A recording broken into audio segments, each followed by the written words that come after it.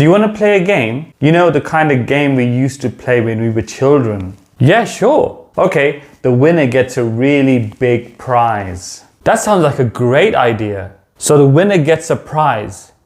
But what about the loser?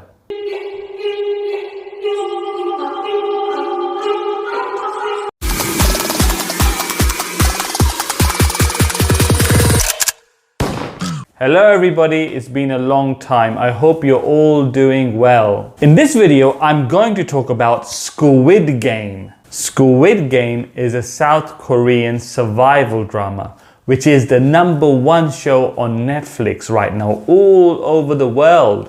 A survival drama is a show about a group of people who are trying to survive and not die. The show is in South Korean, but like many other shows on Netflix, you can change the audio settings and watch it in English, or you can watch it with English subtitles. In my opinion, you should watch it in the South Korean language with English subtitles, because that way you will really enjoy the performances of the South Korean actors who have done an amazing job in this TV show. On my channel, I mainly teach English. However, I also strongly believe that it is a very good idea to learn about different cultures and therefore to enjoy TV shows from different countries such as South Korea. And South Korea are really good at making fantastic TV shows that you can watch and learn from. This show is about 456 individuals who all decide to take part in a game. They all have one thing in common. They are all cash strapped. Cash strapped means not having enough money. They all have money problems. They are in debt. In debt means they owe money to other people. They have to take part in 6 games and they can win 45.6 billion won, which is around 38 million pounds. The players are all familiar with the games. They are all games they used to play when they were little children. They're children's games. But there is one big difference. If they lose any game, they are killed.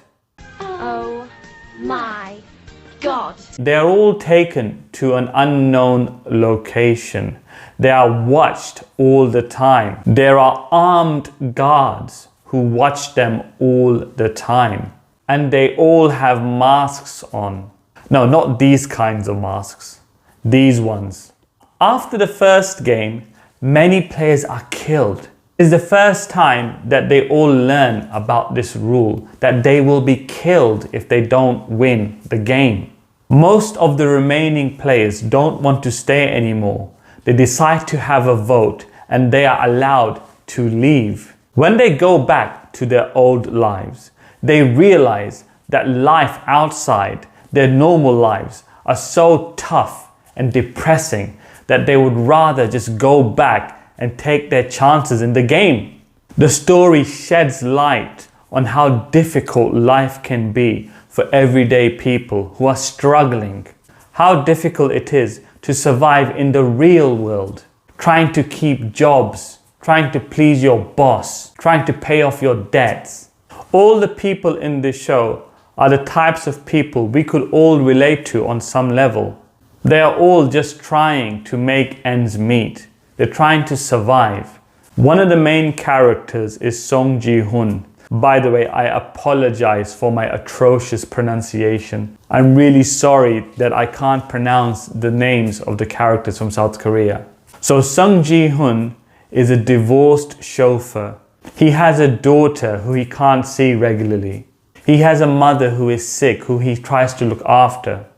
But at the same time, he has bad habits. He likes gambling. He lies and steals as well. But despite his weaknesses, he is still a very good person. He tries his best to please his daughter. He wants to look after his mother, but he just struggles with life.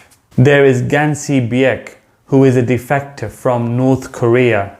She wants to bring her family from North Korea and she is looking after her much younger brother. She's a petty thief, a criminal, but at the same time, She's trying to look out for her brother. She's trying to help her other family members. There is Abdul Ali, a foreign worker from Pakistan, who has a cruel employer who tries to take advantage of him. He is just a struggling worker trying to look after his family and send some money back home. Many people from the Indian subcontinent will relate to Abdul Ali. Many foreign workers, for example, in Dubai and the Middle East will relate to a person like that. All these characters have their flaws. They have weaknesses, but they are all types of people that we can relate to on some level. They all have qualities that you will like and you will sympathize with them and you will want them to do well in the game. As the games go on, you will see these characters struggle. Of course, they want to win the game, win the prize, help themselves and their families. But at the same time, they have to compete against each other. Many of them form bonds and friendships. What about that?